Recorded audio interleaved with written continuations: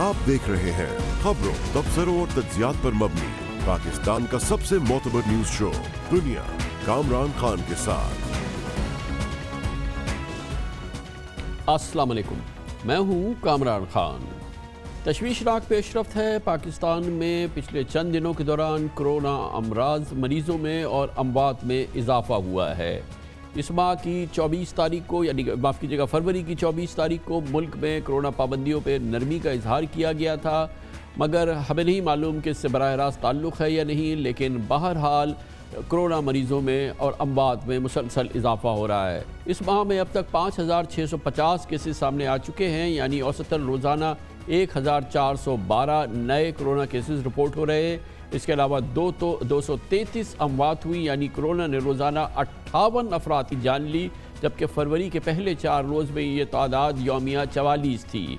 3 रोज़ कबल एक दिन में 75 अमवात हुई थी, जो पिछले 9 हफ्तों में किसी एक दिन रिपोर्ट किए जाने वाली अमवात की सबसे ज़्यादा तादाद थी।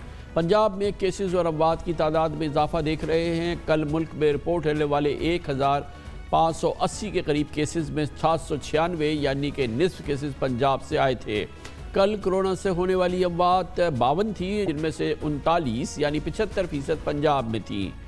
हैरान कुन तौर पर इन हालात में वैक्सीनेशन प्रोग्राम पाकिस्तान हुकूमत का जो चल रहा था वो बिल्कुल सुस्त रवि का शिकार नज़र आता है। पिछले महीने मुल्क भर के 5 लाख के करीब फ्रंट लाइन हेल्थ वर्कर्स को वैक्सीन लगाने का आगाज़ किया गया था, जो अभी तक मुकम्मल नहीं हुआ है। बताया जा रहा है कि जिन हेल्थ वर्कर्स को पहली बार डोज लगाई गई थी उन्हें अभी तक दूसरी डोज नहीं लगी है।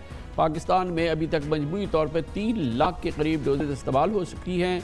अभी भी लोगों की कसीर तादाद वैक्सीन के हवाले से खदशात और तहफ़्फ़ुज़ात का शिकार है। दूसरी जानिब ट्रैप ने चीनी वैक्सीन साइनोफार्म और रूसी वैक्सीन स्पुतनिक को 60 साल से ज़ायद उम्र के अफराद के लिए भी मौजू करार दे दिया है, जिसके बाद 60 साल से ज़ायद उम्र के डॉक्टर्स और दीगर तिब्बी अमले को चीनी वैक्सीन लगाने का अमल शुरू किया जाएगा। बताया गया है कि तिब्बी अमले के अलावा 60 साल से ज़ायद उम्र के अफराद की वैक्सीनेशन चंद रोज़ में शुरू हो जाएगी।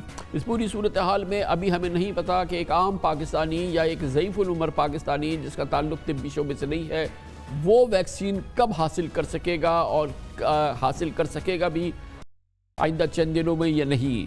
इस पूरी सूरत हाल पे जिसमें तशवीश का पहलू नज़र आता है, बात करने के लिए हमें एक बार फिर ज्वाइन की है जनाब डॉक्टर फैसल सुल्तान ने, वज़ीर आज़म के मामले ख़ुसूसी बराए सेहत। बड़ी नवाजिश डॉक्टर साहब, आपने अपनी मसरूफियत से वक्त निकाला। ये फरमाइएगा कि पहले तो जो तशवीश का अमल है, ये जो नंबर्स अचानक बढ़े हैं केसेस के भी, और फिर हमने देखा है कि फर्टिलिटीज़ भी जो हैं वो काफ़ी बड़ी हैं। ख़ास तौर पर चंद दिन पहले तो 75 अमवात हुई थी। आपके नज़दीक ये क्या हो रहा है? जी कामरान साहब, बिल्कुल आपकी जो ऑब्जर्वेशन है वो मैं समझता हूँ कि दुरुस्त है कि कुछ एक जो तादाद है केसेस की और जो शरह है पॉजिटिविटी की, वो बतदरीज कम हो रही थी। 7 दिसंबर के हफ्ते में समझें ये दूसरी पीक का जो दूसरी वेव की जो पीक थी, तकरीबन 7.9% पॉजिटिविटी थी उस हफ्ते। फिर आहिस्ता आहिस्ता ये परसेंट नीचे आती चली गई और 22 फरवरी का जो हफ्ता था, पिछला हफ्ता यानी, वो उसमें तकरीबन ये 3.3% थी। कल की जो परसेंट पॉजिटिविटी है वो 4.1 थी। अब आप कहेंगे कि 3.3 और 4.16 में 1% का भी गैप नहीं है, बिल्कुल बात ठीक है, लेकिन ट्रेंड्स को देखना बड़ा ज़रूरी होता है और आपकी नज़र ट्रेंड्स पे होती है। आपने दीगर चीज़ों का जिक्र किया। इससे पीछे जो हफ्ते गुजरे उसमें 1100-1200 के करीब जो थी नए केसेस रोज़ाना के थे। अब पिछले 1-2 दिनों से तकरीबन 1500 से थे, 1500 के करीब थे हर रोज़। अब ये तादाद तो और ये चेंज बहुत थोड़ा है, लेकिन जब हम पूरे ट्रेंड को देखते हैं और अमवात को देखते हैं, परसेंटेज पॉजिटिविटी को देखते हैं और देखते हैं कि जो नंबर ऑफ़ एडमिशन्स रोज़ाना हो रही हैं उनमें क्या ट्रेंड चल रहा है, तो ये सारी चीज़ें कुछ कुछ ऊपर की तरफ जाती नज़र आती। तो मैं समझता हूँ कि ये जो हमारी दूसरी वेव है, ये आहिस्ता नीचे आते आते एक पॉइंट पे या इसमें कुछ रुकावट या तवक्कुफ का शिकार है ये, यानी या कुछ रुक रही है या ये मुमकिन है कि दोबारा से ऊपर की तरफ जा रही है। ये बिल्कुल तशवीश वाली बात अपनी जगह दुरुस्त है। मैंने आज ये अभी क़ब्ल वक्त है कहना कि पाकिस्तान में तीसरी लहर जो है, थर्ड वेव जो है वो दाखिल हो रही है, ये अभी क़ब्ल वक्त है डिटरमिन कर लेना। जी कामरान साहब, मतलब वो वेव की अब आप डेफिनेशन कैसे निकालें, क्या कहें कि एग्जैक्टली ये तीसरी है या ये दूसरी के अंदर एक दूसरी तीसरी लहर है या वेव के अंदर छोटी वेवलेट्स हैं। لیکن دیکھیے ہم نے آج تک یہ دیکھا آپ کی مدد سے اس کمیونیکیشن کا ہمیں فائدہ رہا ہے. جب کبھی ہم نے اپنے لوگوں کو ریچ آؤٹ کیا ہے, کئی دفعہ تھوڑا گیپ ہوتا ہے, تھوڑی سلونیس ہوتی ہے, لیکن ایونچولی لوگ اس بات کو توجہ دے دیتے ہیں. تو یہ میں سمجھتا ہوں کہ آج اس بات کا ذکر کرنا بڑا ضروری تھا کہ یہ پچھلے ایک ہفتے میں ہمیں یہ ٹرینڈ جو ہے تھوڑا سا واپسی کی طرف جاتا دکھتا ہے. اللہ کرے کہ یہ غلط ہو, لیکن ابھی اعداد و شمار اسی طرح نظر آ رہے ہیں کہ کچھ جو کمی آ رہی تھی وہ رک گئی ہے یا شاید تھوڑا سا واپسی کی طرف. اور ڈاکٹر صاحب ویریئنٹس تو ہمارے اس میں کوئی اور نوٹیسبل چینج نہیں آ رہا ہے, کوئی نئے ویریئنٹس تو نظر نہیں آ رہے ہیں؟ سر ویریئنٹس جو ہیں ہم ڈھونڈتے رہے ہیں اور ہمیں لگاتار دکھتے ہیں. یو کے والے ویریئنٹس تو نظر آتے ہیں, وہ تو آپ کو پتہ ہے اس وقت تقریباً 90-92 کے قریب ممالک میں وہ ڈسکور ہو چکے ہیں, بلکہ اب اکثر یورپین ممالک میں تو وہ پریڈومیننٹ ویریئنٹ بن چکا ہے. تو ہمیں بھی یہ ویریئنٹ نظر آ رہا ہے اپنے جہاں بھی ہم ٹیسٹ کرتے ہیں. لیکن میں سمجھتا ہوں کہ اس میں دونوں چیزیں ہم نے دیکھنی ہیں. ہم نے اپنی احتیاط اور اپنی جو بد احتیاطی ہے اس کے بھی کچھ نتائج ہوتے ہیں, ویریئنٹس اپنی جگہ. اور جیسے میں نے آپ کو پچھلے شو میں یا اس سے پچھلے شو میں کئی دفعہ ذکر کیا تھا کہ یہ تینوں چاروں چیزیں اکٹھی چلتی ہیں. جراثیم, اس کی شکل و صورت, پھر جو انوائرمنٹ ہے جس طرح ہم اس کو ٹریٹ کرتے ہیں, اور جو ہمارا سوشل سٹرکچر ہوتا ہے, ہم زیادہ مل رہے ہیں, گھل رہے ہیں, نہیں کر رہے, احتیاط کر رہے ہیں, ماسک پہن رہے ہیں, نہیں پہن رہے, اور آف کورس پھر جسے کہتے ہیں نا, جن کو ہم بایولوجیکلی نہیں ہیومن فیکٹرز کہتے ہیں. تو یہ سارے آپس میں انٹرمکس ہوتے ہیں. تو میں سمجھتا ہوں کہ اس وقت ہمیں یہ ضرور یاد رکھنا چاہیے کہ یہ وبا ختم نہیں ہوئی, اور یہ جب تک ہماری ایک بہت ساری پاپولیشن کو ویکسین نہیں لگ جاتی اور یہ گلوبلی وبا نہیں ختم ہو جاتی, تو ہم اس پہ جو ہے نا وہ فتح کا بجا نہیں گاڑ سکتے. ڈاکٹر صاحب یہ بھی فرمائیے گا کہ اب اہم موضوع ہے ویکسینیشن. یہ ہمارا بہت ہی ایک اوورال بہت سلو ہو گیا ہے, لیتھارجک ہے پورا اس وقت نظام لگ رہا ہے. ہم اپنے ہیلتھ کیئر ورکرز کو بھی 1 مہینہ ہو گیا ہے نہیں لگا پائے ہیں, اس میں بھی بہت ہی سلو پروگریس ہے. اور پھر آفٹر آل جو ہماری ایلڈرلی پاپولیشن ہے, شاید پاکستان ان چند ترین ملکوں میں ہے جن تک ابھی تک ویکسین پہنچی نہیں ہے, ایک عام پاکستانی تک یہ ویکسین نہیں پہنچی ہے, اور یہ بہت ہی سلو ہو گیا ہے پروسیس. ڈاکٹر صاحب اچھا ایسے ہے جی, جب ویکسین کا استعمال کا آغاز ہوا تو, اور پچھلے 8-10 دن پہلے تک, تو ایک مائنورٹی تھی ملکوں کی جہاں کے ویکسین کا ہرکیف استعمال ہو رہا تھا, اور پاکستان ان ممالک میں شامل تھا. اور ان 125 کے قریب جو ممالک 130 کے قریب جن میں ویکسین کا استعمال نہیں ہو رہا, شکر ہے اس میں ہم نہیں تھے. لیکن یہ بات آپ کی آبزرویشن درست ہے کہ اس کا جو اپ ٹیک ہے یہ ذرا سلو چل رہا ہے. پہلے تو میں ہیلتھ کیئر ورکر کا ذکر کر دوں, پھر ہم عمومی پاپولیشن کا بھی کرتے ہیں کہ وہ بہت اہم وہ بات ہے. ہیلتھ کیئر ورکرز میں فائنلی کچھ تھوڑا سا یہ پک اپ کیا ہے. شروع میں پہلے چند دن, پہلا ہفتہ 10 دن خاصا یہ سلو معاملہ تھا, لیکن یہ جو second half of this month تھا, یعنی یہ پچھلے 30 دن تھے, اس میں جو سیکنڈ ہاف تھا اس میں تھوڑی یہ چیز پک اپ کی ہے. اب کوئی تقریباً 2.25 لاکھ سے اوپر جو ہیں جا چکا ہے یہ فگر, اور یہ انشاءاللہ ہمیں امید ہے کہ اسی مہینے میں مکمل ہو جائے گا. اچھا, جب بھی آپ نئی کوئی چیز لے کے آئیں, ویکسین لے کے آئیں, تو کئی دفعہ ہیلتھ کیئر سسٹم میں بھی اس کا کچھ اوور انالیسس شروع ہو جاتا ہے. لوگ چونکہ ڈاکٹرز نرسز ہوتے ہیں, وہ ڈیٹا بہت ہی زیادہ اوور میں سمجھتا ہوں انالائز کئی دفعہ کرنا شروع کر دیتے ہیں. میرا تو میسج لگاتار اپنے تمام میڈیکل کولیگز کو یہ رہا ہے کہ تمام لائسنسڈ ویکسینز جو ہیں وہ افیکٹو بھی ہیں, اور سب سے بڑھ کے اہم بات یہ ہے کہ ڈیتھ سے یا سیریس سائیڈ ایفیکٹس سے بچانے میں ان کی طاقت جو ہے وہ تقریباً 100% ہے. تو فٹافٹ لگوائیں. تو بہرحال یہ چیز اب چل رہی ہے.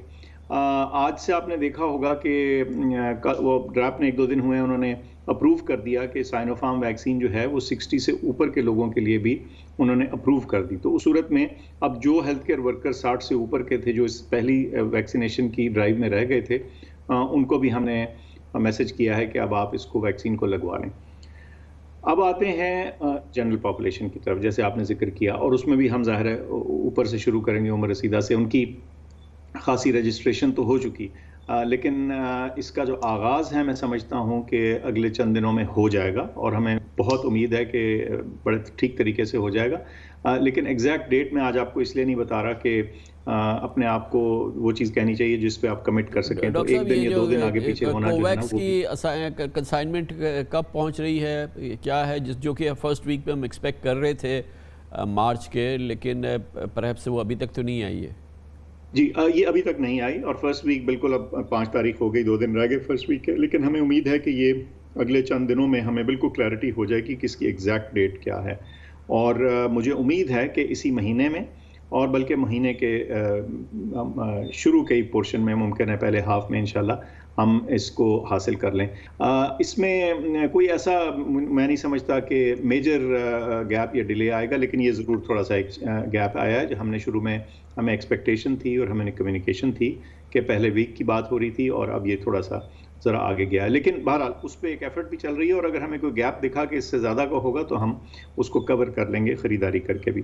اور اس کے علاوہ میں سمجھتا ہوں کہ ہمیں کچھ اضافی سائن آف فارم جو ہے اس کے ذریعے بھی جسے کہتے ہیں نا اپنی کیمپین کو آگے چلانے میں مدد ملے گی، تو انشاءاللہ کوئی گیپ نہیں آئے گا۔ لیکن یہ بات آپ کی بالکل درست ہے کہ اگر ہم نے اپنا وہ 40-50 ملین لوگوں کو کور کرنے کا ٹارگٹ جو ہمارا اس سال کا ہے وہ میٹ کرنا ہے، تو ہمیں جو پریزنٹ پیس ہے اس کو بہت تیزی سے بڑھانے کی ضرورت ہوگی، خاص طور پہ جب ہم عمومی پاپولیشن پہ، عوام الناس کی طرف آتے ہیں، ہیلتھ کیئر ورکر سے ہٹ کے۔ تھینک یو سو مچ، بہت بہت شکریہ ڈاکٹر فیصل سلطان، وزیر اعظم کے معاملے خصوصی برائے صحت ہمارے ساتھ تھے۔ کرونا کا ہی موضوع آگے بڑھتا ہے اور اس کا شکار ہو گیا ہے پی ایس ایل کا ٹورنامنٹ جو بڑی زبردست طریقے سے آگے بڑھ رہا تھا، مگر جیسا کہ ابھی ہم نے ذکر کیا تھا مریض بڑھ رہے ہیں اور مریضوں میں اچانک کرونا کے کھلاڑی پی ایس ایل کے کھلاڑی شامل ہو گئے کرونا کے مریضوں میں، اور اس میں مسلسل اضافہ ہو رہا تھا۔ بالآخر پاکستان کرکٹ بورڈ کو اس ٹورنامنٹ کو ہی فی الحال ختم کر دینا پڑا ہے، ملتوی ہو گیا ہے۔ اس میں صرف کھلاڑیوں کا قصور نہیں ہے، ہر ٹیم کی مینجمنٹ کا قصور ہے، پاکستان کرکٹ بورڈ کا قصور ہے۔ بے پناہ بد احتیاطی ہم نے دیکھی، اس کی بات کرتے ہیں چھوٹے سے وقت کے بعد۔ کون نہیں جانتا کہ پاکستان میں اب بھی کرونا جاری و ساری ہے، روزانہ اموات ہو رہی ہیں، مریض سامنے آتے ہیں اور ہر لحاظ سے شدید احتیاط کی ضرورت ہے، مگر جب سے پاکستان سپر لیگ یعنی پی ایس ایل کا آغاز ہوا ہے لگ نہیں رہا تھا کہ یہاں پر کسی کو احساس ہے کہ یہ ملک اور یہ زمانہ کرونا کا ہے۔ ہر جانب ہم نے غیر ذمہ داری دیکھی، چاہے وہ پی سی بی ہو یا فرینچائز کے اونرز ہوں یا ٹیم مینجمنٹ ہو، اور کھلاڑیوں کا کیا کہنا ہے، ایک ریلیکس ایٹیٹیوڈ تھا جو ہر طرف نظر آیا، اور پھر وہی ہوا جس کا ڈر تھا، کرونا نے پی ایس ایل ٹورنامنٹ کی ہی وکٹ اڑا دی۔ پی ایس ایل جسے 16 مارچ تک جاری رہنا تھا کل اچانک ملتوی کرنا پڑا جب 6 کھلاڑیوں اور 1 آفیشل میں کرونا ٹیسٹ مثبت آ گیا۔ تعجب کی بات یہ ہے کہ بائیو سیکیور ماحول کے باوجود، سو کالڈ ببل کے باوجود 13 روز میں 7 کرونا کی کیسز سامنے آ گئے، اور گھبراہٹ کے بارے پاکستان کرکٹ بورڈ کو پی سی ایل کے 6 ایڈیشن کو غیر معینہ مدت تک کے لیے ملتوی کرنا پڑا۔ بہت شرم اور افسوس کی بات ہے کہ ہم نے اتنی محنت کر کے پاکستان میں سیکیورٹی کے معاملات میں قابو پائے تھے، تو اب کرونا کے ایس او پیز پر عمل درآمد نہ کر سکے، اور اسی وجہ سے ایک کیفیت ہوئی ہے۔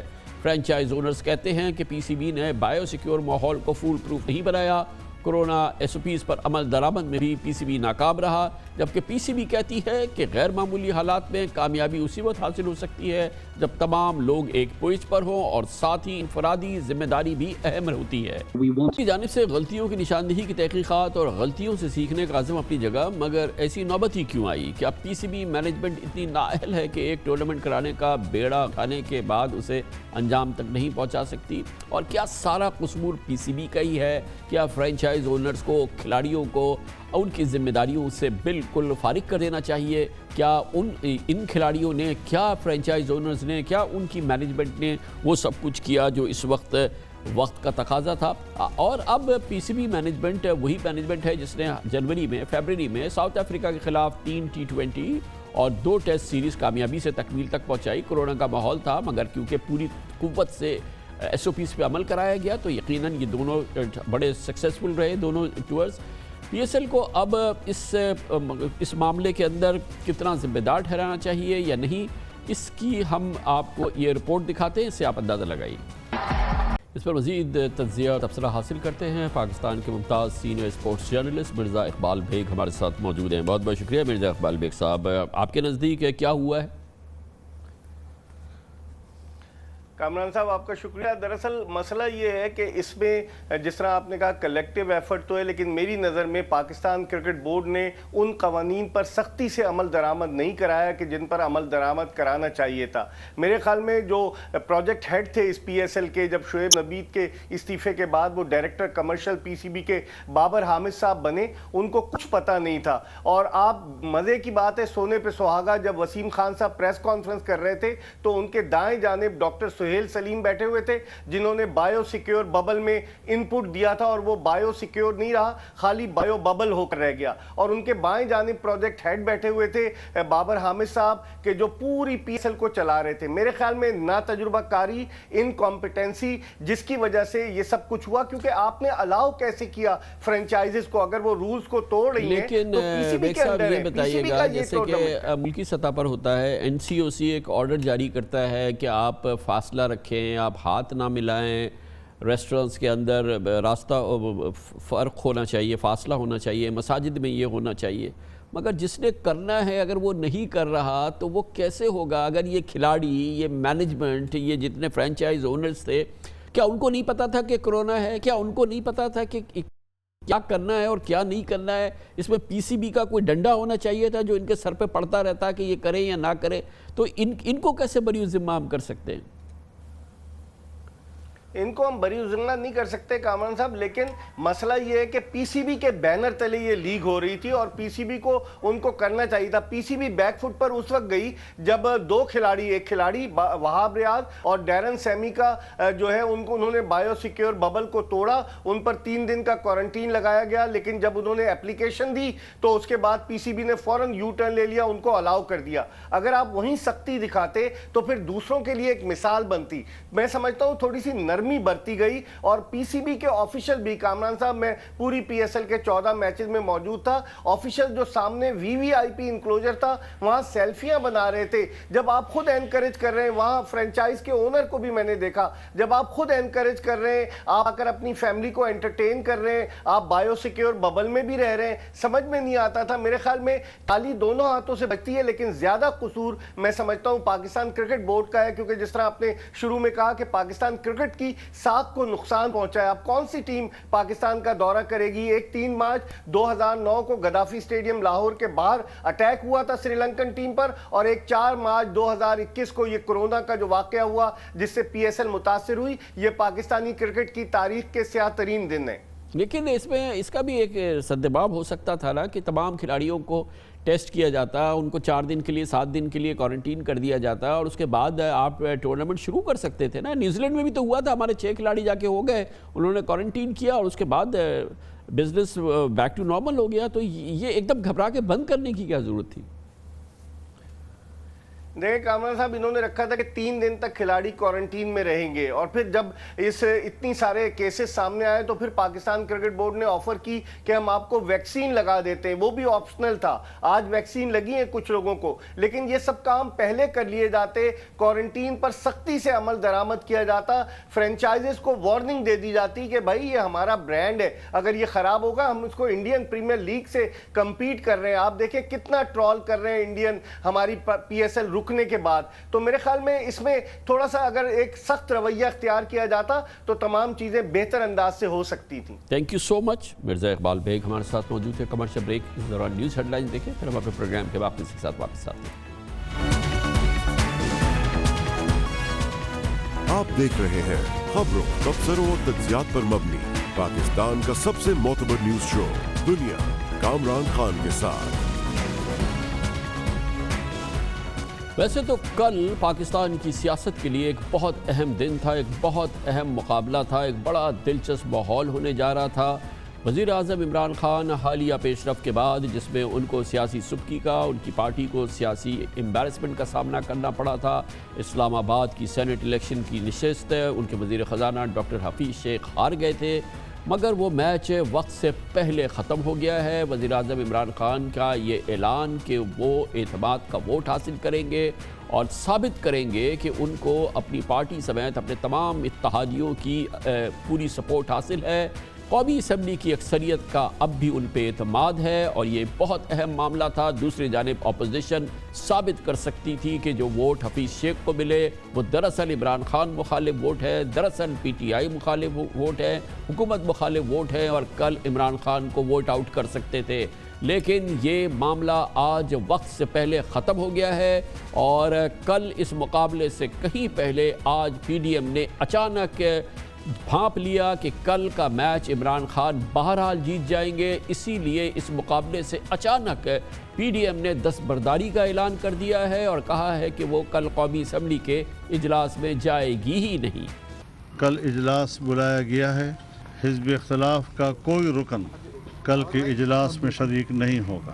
اپوزیشن کی عدم شرکت کے بعد اس اجلاس کی کوئی سیاسی اہمیت نہیں ہوگی۔ یقیناً اپوزیشن کے لیے یہ رد عمل جو ہے اس کی وجہ بنا ہے عمران خان کا شاید اپوزیشن کے لیے غیر متوقع فیصلہ۔ کل جب انہوں نے فیصلہ کیا اس امبیرسمنٹ کے بعد جو سینٹ الیکشن کے نتیجے میں ہوئی تھی کہ وہ پارلیمنٹ کے پاس جائیں گے، قومی اسمبلی کے پاس جائیں گے، اور انہوں نے اپنے اراکین سے کہا کہ اگر آپ میرے خلاف ہیں، اگر آپ نے واقعی میرے خلاف ووٹ دیا ہے، حفیظ شیخ کے خلاف حفیظ شیخ کو ووٹ دیا ہے اور آپ میرے خلاف ہیں، تو آپ آئیں اور پوری پارلیمنٹ کے سامنے مجھے ووٹ آؤٹ کر دیں، میں اپنا اقتدار چھوڑ دوں گا۔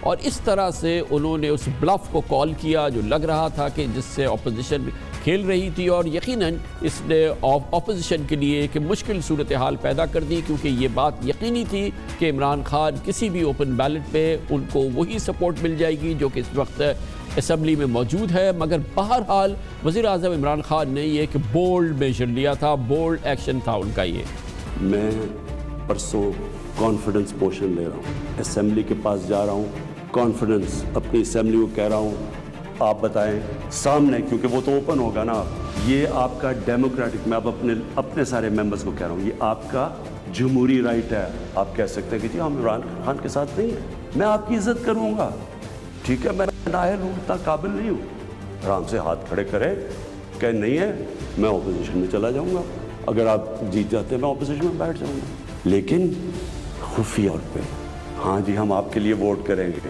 پیسے لے کے کسی اور کو ووٹ کریں، آپ اپنی آخرت تباہ کرتے ہیں۔ اگر پاور مری جاتی ہے مجھے کیا فرق پڑتا ہے، میری زندگی میں کوئی فرق نہیں پڑے گا اگر میں اقتدار میں نہ ہوں۔ اور یقیناً یہ رد عمل تھا، اور اب اس وقت ذمہ داری تھی یا دکھانا تھا اپوزیشن کو، بلاول بھٹو زرداری کو، مریم نواز شریف کو، کہ دراصل جو سینٹ الیکشن میں ووٹ پڑا ہے حفیظ شیخ کے خلاف جو ووٹ پڑا ہے وہ عمران خان کے خلاف ووٹ ہے، ان کی حکومت کے خلاف ووٹ ہے، ان کی پارٹی کی جانب سے ان پر عدم اعتماد ہے، اور اس طرح سے وہ اب اقتدار سے ان کو محروم ہونا چاہیے، کیونکہ بقول بلاول بھٹو زرداری کے کہ یہ بغض عمران خان ووٹ تھا جو کہ حفیظ شیخ کو پڑا، اور مریم نواز شریف کو کہنا تھا کہ یہ دراصل ان کی جماعت کی حمایت ہے، الیکشن میں پیسہ نہیں چلا، نون لیگ کا ٹکٹ چلا، یہ بیان تھا مریم نواز شریف کا۔ ہمارے 83 کے 83 ارکان نے نواز شریف کے بیانیے پر لبیک کہا، تمام ارکان نے نواز شریف صاحب کے کہنے پر، جماعت کے کہنے پر ڈسپلن کا مظاہرہ کیا اور یوسف رضا گیلانی صاحب کو ووٹ ڈالا۔ پیسہ نہیں چلا، مسلم لیگ نون کی ٹکٹ چلی ہے۔ ہاں، جس کو تم کہتے تھے اس کی سیاست ختم ہو گئی ہے، آج اسی کی ٹکٹ پر کی وعدے پر لوگوں نے مسلم لیگ نون اور پی ڈی ایم کے کینڈیڈیٹ کو ووٹ دیا۔ مجھے پتا ہے کہ کون اپنے ضمیر کے مطابق ووٹ دیے تھے، مجھے پتا ہے کہ کون بغض حفیظ شیخ میں ووٹ دیے تھے، کون بغض عمران خان میں ووٹ دیے تھے۔ ہم جانتے ہیں کہ کون اگلا الیکشن تیر پہ لڑنا چاہتے ہیں، ہم جانتے ہیں کہ کون اگلا الیکشن شیر پہ لڑنا چاہتے ہیں۔ ہم آپ کو چین سے نہیں بیٹھنے دیں گے۔ اب اس انتہائی اہم ڈیولپمنٹ کا ایک تجزیہ حاصل کرتے ہیں، ہمیں جوائن کر رہی ہیں پاکستان کی نامور نیوز اینکر پرسن اور نیوز اینالسٹ محترمہ مہر بخاری۔ بہت بہت شکریہ صاحبہ۔ آپ کے لیے کیا یہ ان ایکسپیکٹڈ ڈیولپمنٹ ہے کہ یہ کل میچ ہوا نہیں اور آج ہی یہ ختم ہو گیا، اور ہم تو کچھ فائر ورکس ایکسپیکٹ کر رہے تھے کل نیشنل اسمبلی کے اندر، یا آپ ایکسپیکٹ کر رہی تھی کہ یہ ایک دن پہلے ہی میچ ختم ہو جائے گا؟ دیکھیں بہت شکریہ کامران صاحب. اس سے اب فرق نہیں پڑتا کہ یہ لوگ نہیں جا رہے, کیونکہ ووٹ آف کانفیڈنس خان صاحب نے لینا ہے, اپنے بندوں کو انشور کرنا کہ بندے پورے ہو جائیں, ان کی ذمہ داری ہے. ووٹ آف نو کانفیڈنس لینا ہوتا تو ذمہ داری حزب اختلاف کی ہوتی کہ سارے بندے اکٹھے کریں اور لے کر آئیں. یہ اس لیے بھی مجھے زیادہ تعجب نہیں ہوا کیونکہ بلاول بھٹو زرداری دو ٹوک یہ اعلان کر چکے تھے کہ ہم فیصلہ کریں گے کہ ووٹ آف نو کانفیڈنس کب لانا ہے, کب لانا ہے, کیسے لانا ہے, کہاں لانا ہے, ہم فیصلہ کریں گے.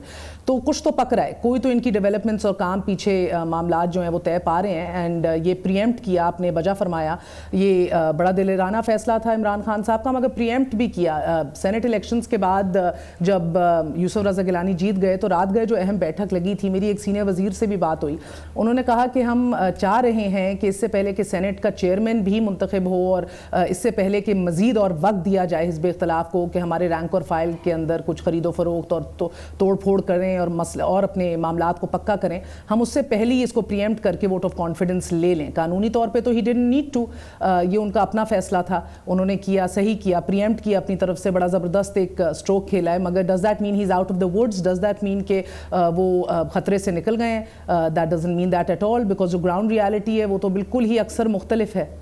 تو اب آپ کو کیا لگتا ہے کہ جو اگلی بیٹل ہے چیئرمین سینٹ کی, تو اس میں اپوزیشن کی آپ کے نزدیک کیا جو سینٹ حفیظ شیخ کا الیکشن ہوا ہے وہ ریفلیکٹ ہوگا چیئرمین سینٹ کے الیکشن میں بھی, اور عمران خان کی یہ جو بہرحال ووٹ آف کانفیڈنس جو ہے پارلیمنٹ سے یا نیشنل اسمبلی سے مل جانا, جو ان کی ایک نیولی فاؤنڈ اسٹرینتھ ہوگی وہ کنٹریبیوٹ کرے گی؟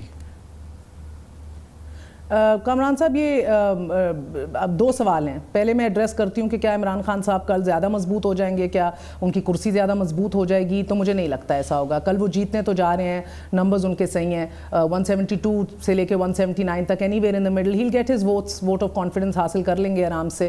مگر کیا ایک نیو فاؤنڈ مضبوطی ہوگی یا ایک نیو فاؤنڈ آپ طاقت دیکھیں گے عمران خان صاحب کی as chief executive? I don't think so, کیونکہ دیکھیں ایک بار جب کرسی ہل جائے یا قلعے کی ایک دیوار کمزور ہو جائے, اور جو یہ دیکھ چکی ہے حزب اختلاف کہ اس قلعے کی کون سی دیوار کمزور ہے, تو اس کے بعد ہم نے تاریخ میں بھی ہمیشہ دیکھا ہے کہ وہ کرسی پھر سے مضبوط نہیں ہوتی. آپ ذوالفقار علی بھٹو صاحب کے ٹائم سے دیکھ لیں, وہ نیگوسیشنز کے لیے بیٹھ بھی گئے, مگر اس کے بعد بھی واٹ ایور انفولڈڈ ہوا, غلام اسحاق خان صاحب نے نکال دیا نواز شریف صاحب کو, وہ واپس بحال ہو کر آ گئے. تو آپ کتنا ٹائم دے رہی ہیں اس عمران خان کو جو آپ کے نزدیک جو ہے وہ اب بہت زیادہ کمزور ہو گئے ہیں؟ ہفتے, مہینے, ایک آدھ سال, کیا آپ کو لگتا ہے کب ڈسلوج ہو جائیں گے؟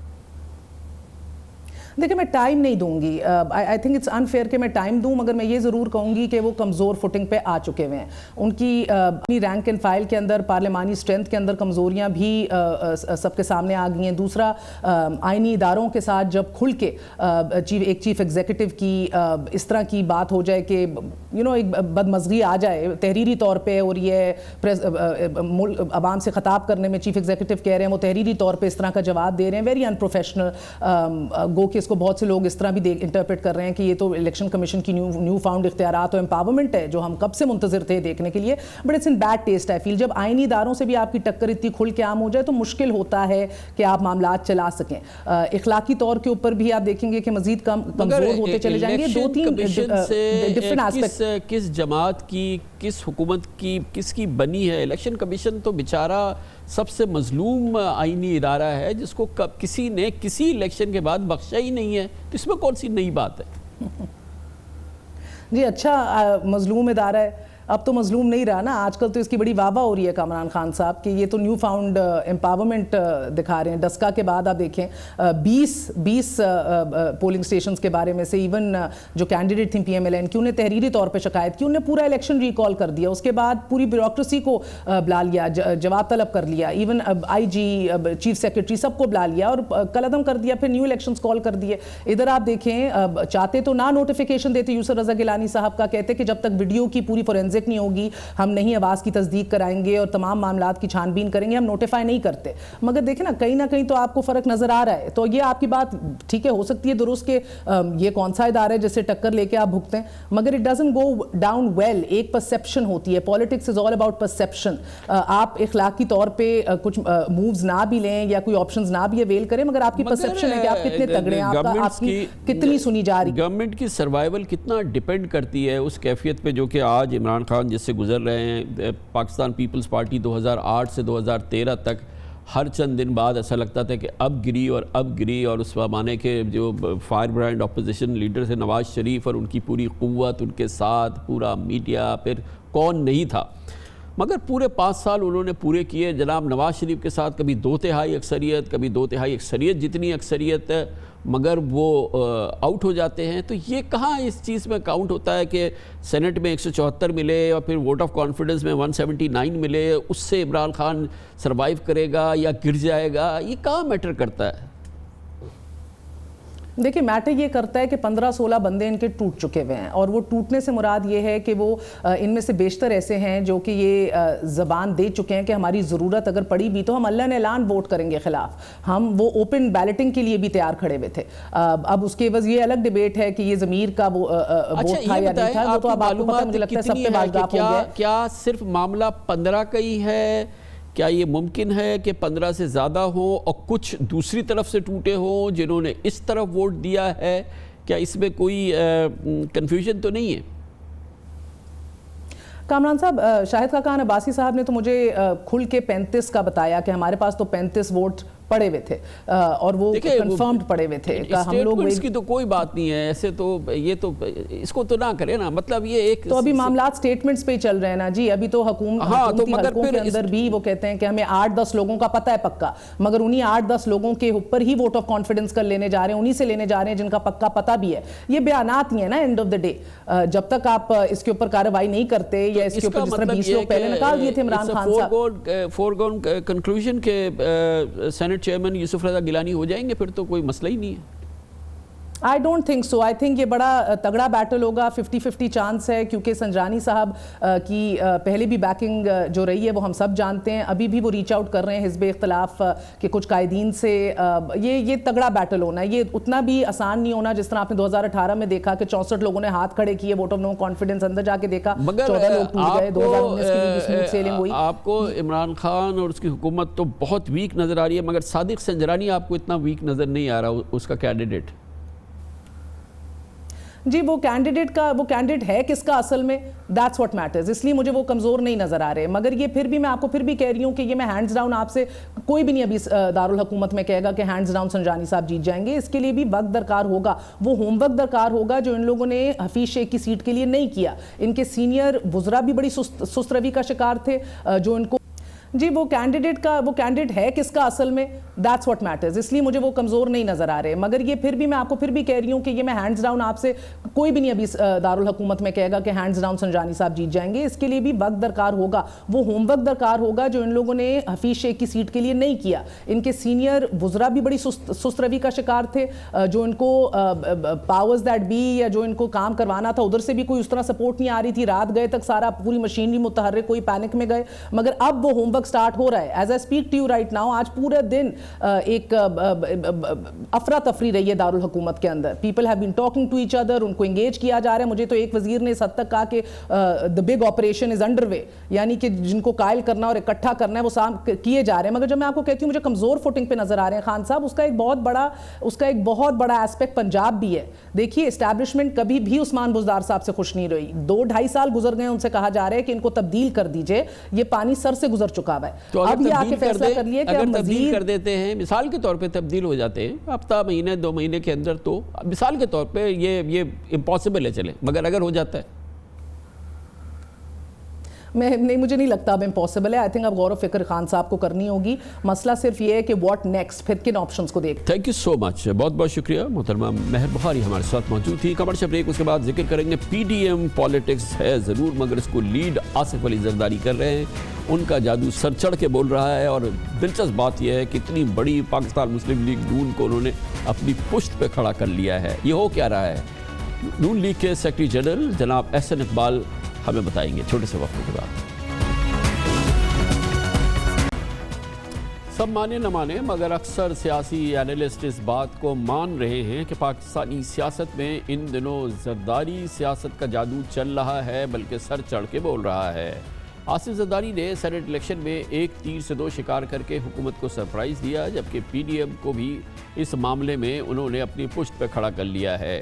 خاص طور پہ زرداری صاحب نے قومی اسمبلی میں 83 نشست رکھنے والی پاکستان مسلم لیگ نون کو پیچھے، اور خود ایسا لگ رہا ہے کہ وہ اس کو لیڈ کر رہے ہیں۔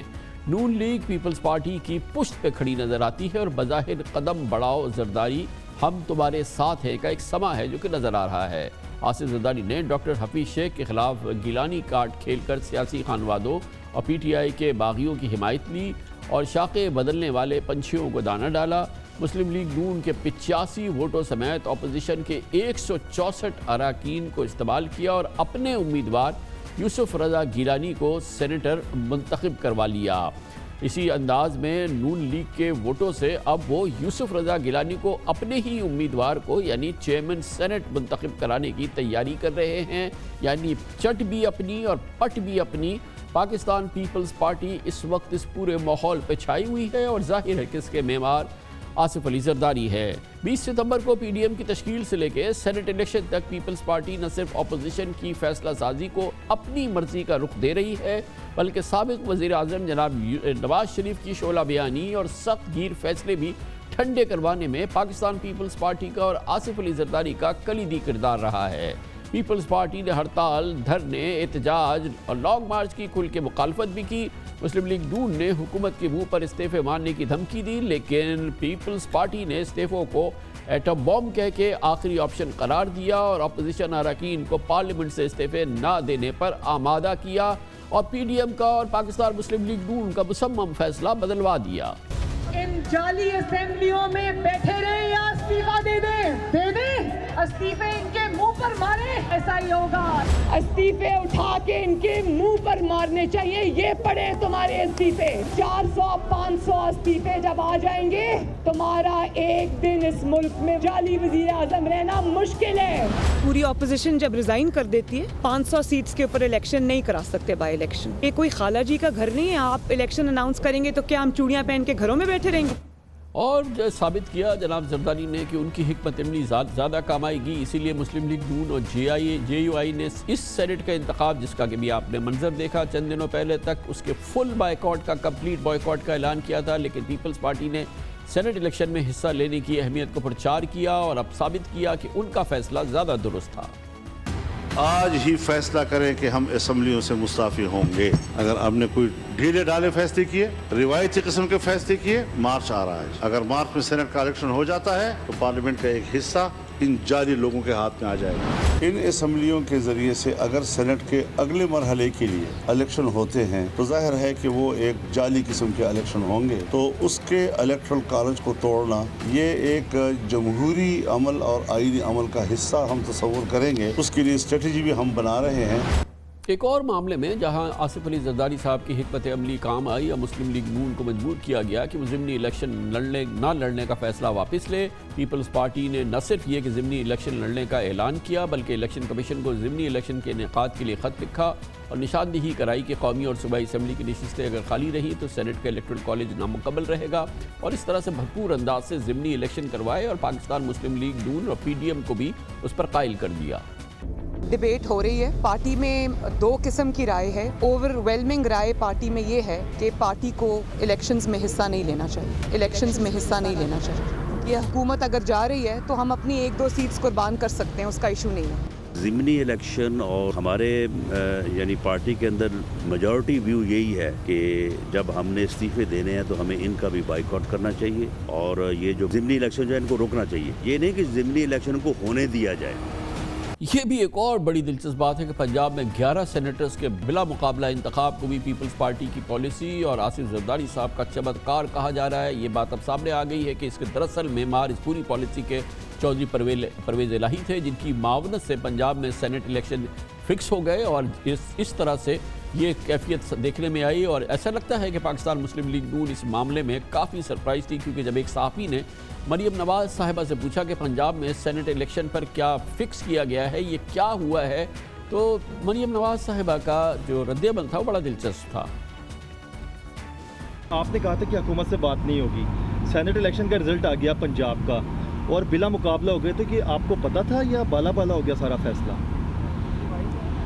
دیکھیں، بات صرف اتنی ہے کہ اب اس معاملے میں میں کیا کہوں، میرا خیال ہے میں کچھ نہ ہی کہوں تو بہتر ہے۔ چودھری برادران نے جو ہے وہ رابطے وغیرہ کیے، آصف علی زرداری صاحب نے ایک کینڈیڈیٹ بھی بٹھا دیا، کیا اس سارے سینیریو کے پیچھے نون لیگ نے انیشیٹو لیا ہے، پیپلز پارٹی نے لیا ہے، یہ کیا معاملہ ہے؟ آپ تھی سارے معاملے میں، میاں نواز شریف صاحب تھے کیا سارے معاملے کے اندر؟ اور کوئی سوال ہے؟ یہ بھی بات سچ ہے کہ پیپلز پارٹی نے ہی 1.5 ماہ قبل تحریک عدم اعتماد کی بنیاد رکھی تھی، اس کی بات کرنی شروع کی تھی، جس کے گرد آج پوری ملکی سیاست گھوم رہی ہے۔ یہ زرداری صاحب کی ہی اسٹریٹجی تھی، یہ انہی کا بیان تھا، انہی کی حکمت عملی تھی، اور وہ باقاعدہ اس پوری کیمپین کو اپنے پوائنٹ سے، اپنی جگہ سے جہاں پر وہ رہتے ہیں وہاں سے اس کو لیڈ کر رہے ہیں۔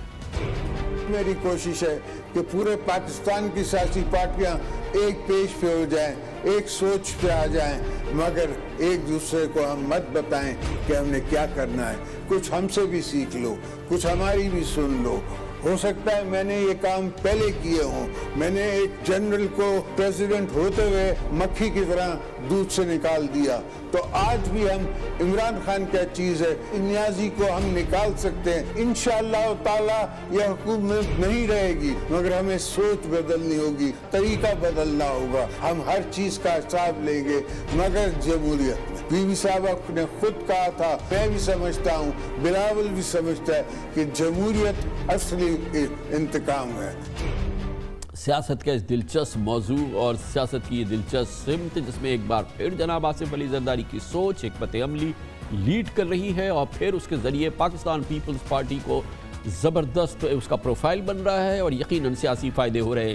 اس پر بات کرنے کے لیے ہم نے دعوت دی ہے پاکستان مسلم لیگ نون سے تعلق رکھتے ہیں پاکستان کے جو قابل احترام سیاستدان ہیں، ان میں شامل ہیں محترم احسن اقبال، ہمارے ساتھ موجود ہیں، سیکرٹری جنرل ہیں پاکستان مسلم لیگ نون کے۔ بڑی نوازش احسن اقبال صاحب، آپ تشریف لائے، یہ فرمائیے گا کہ عیاں ہے، بالکل سامنے نظر آ رہا ہے کہ پی ڈی ایم کے اندر جو اس وقت سوچ اور حکمت عملی، جو سمت جس کا تعین کلیدی معاملات میں اور بڑے بڑے معاملات میں آصف زرداری صاحب کر رہے ہیں، وہ پریویل کر رہی ہے، اور اس وقت لگ یہ رہا ہے کہ آصف زرداری صاحب کی جو سوچ ہے اور جو ان کی ہمیشہ سے بات رہی ہے وہ حاوی ہے پی ڈی ایم کے فیصلہ سازی پہ۔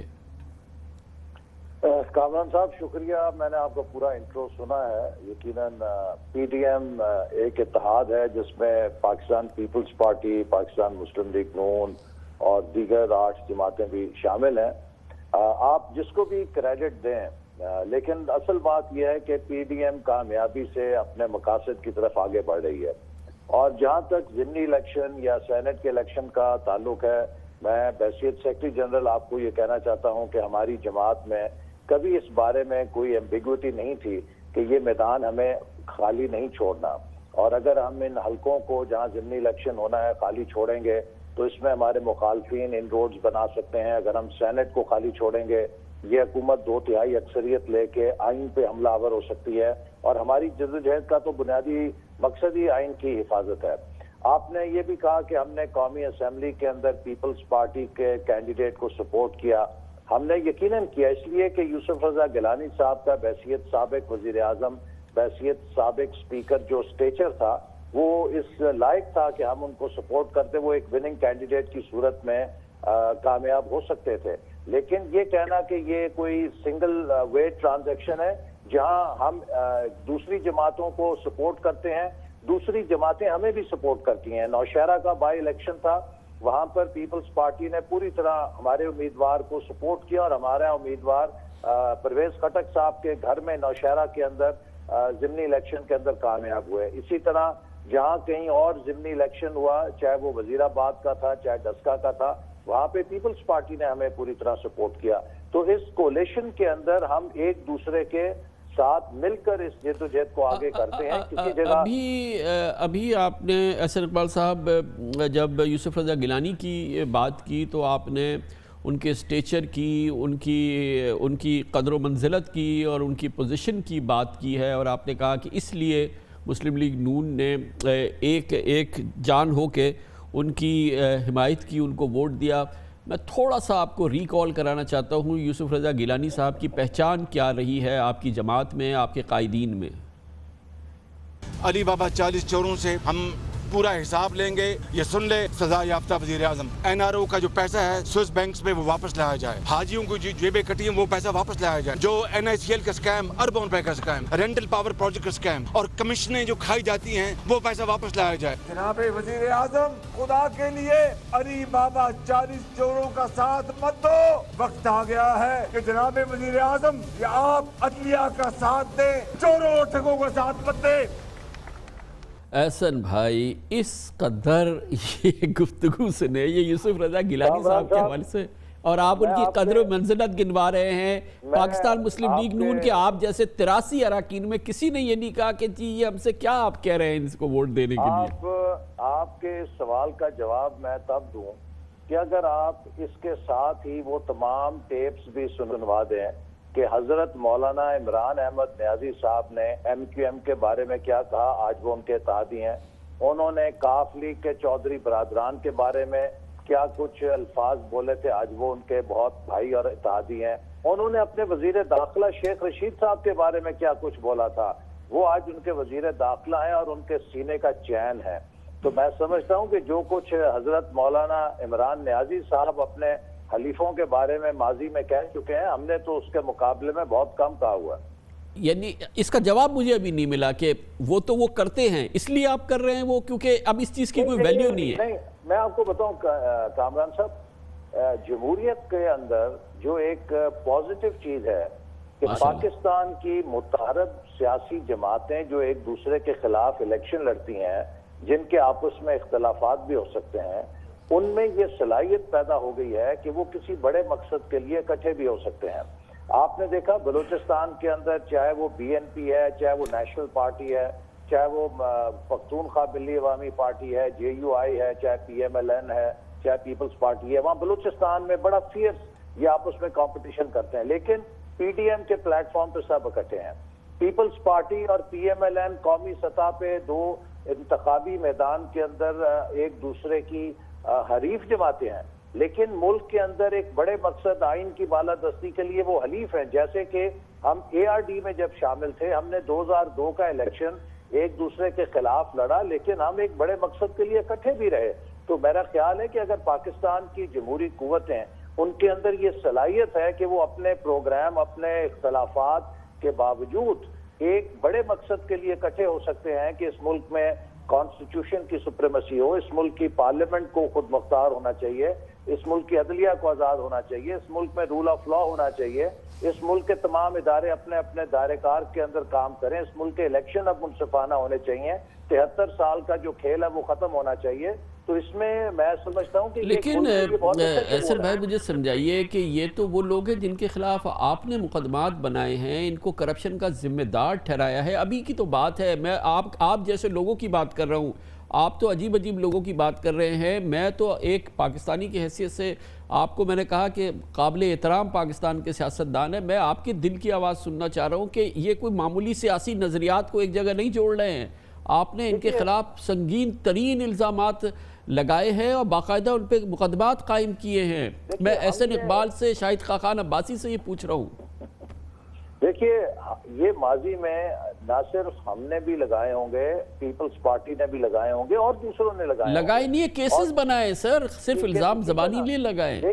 لیکن ہم اس وقت کسی انتخابی اتحاد کی بات نہیں کر رہے ہیں، ہم بات کر رہے ہیں کہ اس ملک کی بنیاد کو ٹھیک کرنے کے لیے ہم سب کو اکٹھے کام کرنا چاہیے۔ میں اس کی مثال دیتا ہوں کہ اگر آپ ایک سٹیڈیم میں دو ٹیموں کا میچ کرائیں، وہ کتنی سخت ایک دوسرے کی مخالف ہوں، لیکن اگر اس سٹیڈیم کی وکٹ پہ کوئی قبضہ کر کے انہیں بے دخل کرے تو کیا وہ 11-11 ایک دوسرے کا سر پھاڑیں گے، یا ایک دفعہ 22 ہو کے وہ اپنا سٹیڈیم واگزار کرائیں گے تاکہ وہاں پہ میچ کھیل سکیں؟ اس وقت ہمیں مسئلہ یہ ہے کہ پاکستان میں جو سول سپیس ہے، پاکستان کے اندر جو ڈیموکریٹک سپیسز ہیں وہ ختم ہو رہی ہیں، وہ ڈیمینش ہو رہی ہیں، میڈیا کی آزادی ختم ہو رہی ہے، عدلیہ کے اوپر سوالات اٹھ رہے ہیں، سیاسی اور جمہوری نظام پہ سوالات ایسے میں یہ بتائیے گا، یہ فرمائیے گا کہ یوسف رضا گیلانی صاحب کو تو آپ نے زبردست، تمام آپ کے اراکین نے حکم ہوا ووٹ دے دیا، کوئی سوال نہیں پوچھا، کوئی ماضی کی طرف نہیں گئے. کیا ان کو چیئرمین بنانے کا فیصلہ کر چکے ہیں آپ لوگ،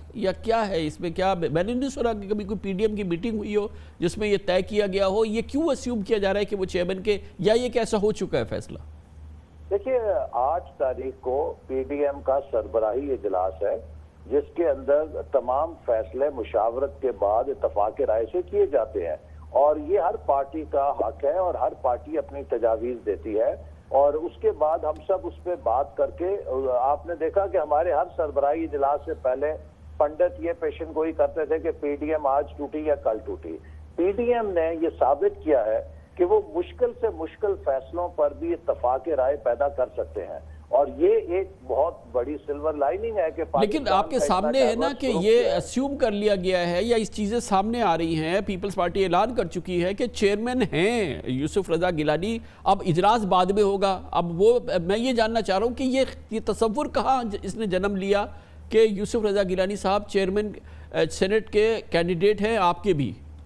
دیکھیے اس میں ابھی تو تجویز ہمارے سامنے باقاعدہ پیش نہیں ہوئی. پیپلز پارٹی کی تجویز ہو سکتی ہے، اور اگر اس کے اندر ہمیں میرٹ نظر آیا. دیکھیے جو پی ڈی ایم ہے اس میں تمام اپوزیشن جماعتوں سے زیادہ بڑا شیئر سینٹ کے اندر پیپلز پارٹی کا ہوگا، تو اس حوالے سے اگر ان کے پاس کوئی ایسی وننگ پروپوزیشن ہوگی، اور ہمارے پاس 2 یا 3 ووٹوں کی اکثریت بھی ہے غالباً سینٹ کے اندر، تو کوئی ایک ایسا چیئرمین سینٹ پاکستان کے اندر ایک بہت اہم عہدہ ہے، اور اس میں ہمیں یقیناً کسی ایسے شخصیت کو مل کر لانا چاہیے کہ جو اس عہدے کے اہل بھی ہو، چونکہ وہ صدر کے فرائض بھی سر انجام دیتے ہیں اور ملک کے وفاق کی علامت ہے. ان کے اندر یہ صلاحیت ہونی چاہیے کہ وہ پاکستان کے وفاق کو مضبوط کر سکیں، چاروں صوبوں کو ایک شمولیت پارٹیسپیشن دے سکیں سیاسی نظام میں.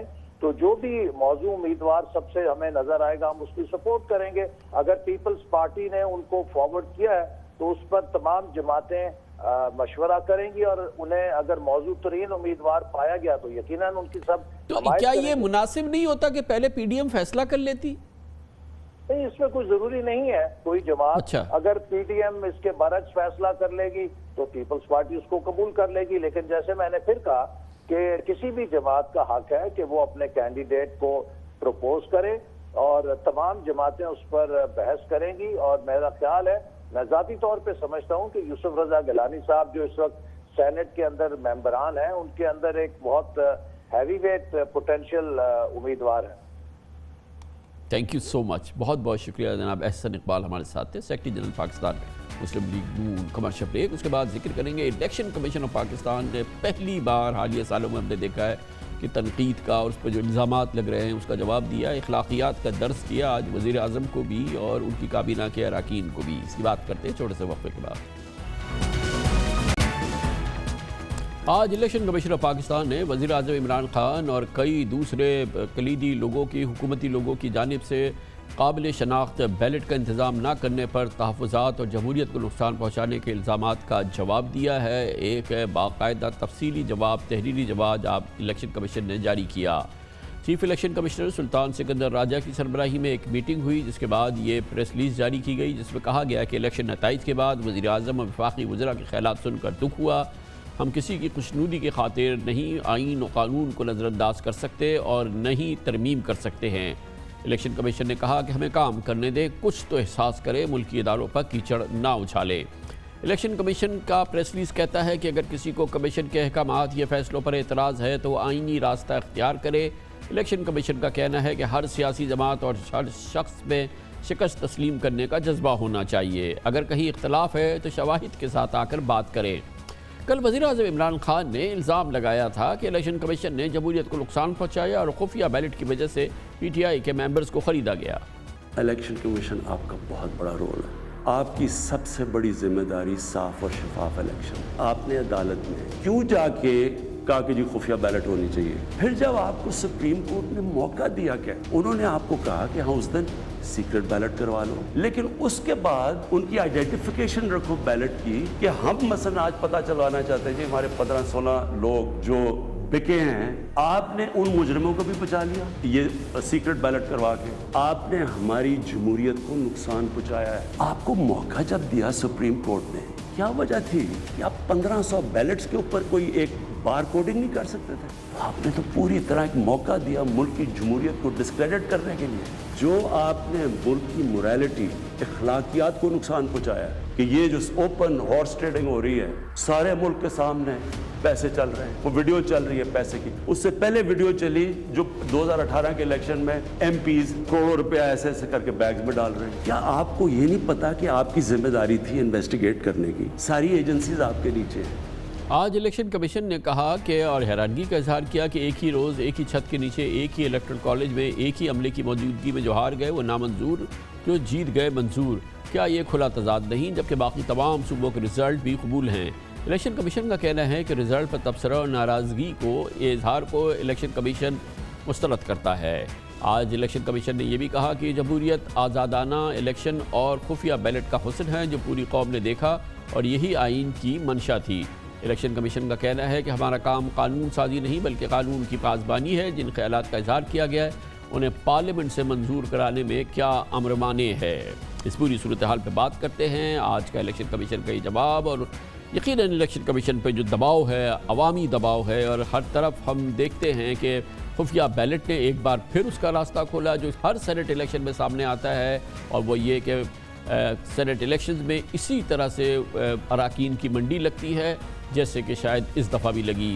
पूरी सूरत हाल पे बात करते हैं, इसके लिए हमें ज्वाइन कर रहे हैं सेनेटर मुंतखब हुए हैं पाकिस्तान तहरीक इंसाफ की जानिब से बैरिस्टर सैयद अली ज़फ़र, साबिक़ वज़ीर क़ानून भी हैं, पाकिस्तान के नामवर कानूनदान। बहुत शुक्रिया बैरिस्टर साहब। ये फरमाइएगा कि वज़ीर आज़म ने तो खरी सुनाई थी इलेक्शन कमीशन ऑफ पाकिस्तान को, और ख़ास तौर पे जो इस्लामाबाद का इलेक्शन हुआ उसके हवाले से आपके ख़्याल में क्या इसकी वजह थी, गुंजाइश थी, और क्या ये गैर ज़रूरी अमल था जो वज़ीर आज़म ने किया? जी देखिए, सबसे पहले तो कामरान साहब, पीटीआई की हुकूमत का एक बड़ा क्लियर कट मौक़िफ़ है कि जितने भी अदारे हैं, चाहे वो आइन के तहत बने जिस तरह इलेक्शन कमीशन ऑफ पाकिस्तान है या किसी और कानून के तहत बने, वो आज़ाद होने चाहिए, वो अपना काम बिल्कुल विदाउट एनी इंटरफेरेंस करें, वो बिल्कुल मजबूत हों और उनको पूरी गवर्नमेंट की सपोर्ट हो जो गवर्नमेंट की जिम्मेदारी भी है। लेकिन उसका ये मतलब नहीं है कि जब एक अदारा कोई फैसला करता है या जब कोई एक्शन लेता है तो उसकी तनकीद नहीं हो सकती। तनकीद कन्फ्रंटेशन नहीं होती, तनकीद क्रिटिसिज्म जो है वो एक बल्कि अदारे को और मजबूत बनाता है और अदारे को ये फैसला करना पड़ता है कि ये तनकीद अगर दुरुस्त है तो मैं अपने फ्यूचर का एक्शन ठीक करूं।